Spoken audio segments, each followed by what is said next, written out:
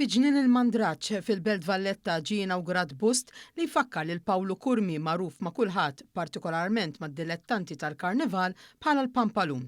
Dan il-bust u xogħol l-artist Indri Attart li stqar li kien abbozzah propju fi ftit sigħat matul il-lejl meta tħabbret il-mewt tal-Pampalun fit-8 ta' Novembru tal-2023.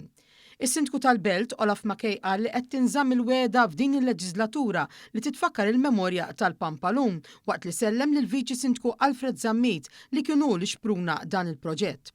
Aron Zara, chairman ta' Festivals Malta, irrafera għax-xebħ straordinarju tal-bust kif qal ma jkunx hemm laqgħa tal-Karnival li ma jsemmix Pawlu Kurmi u issa jinsab fostu fil-Belt, sinonima mal-Karnival u fejn l-istess artist għatta ħafna ħin minn ħajtu.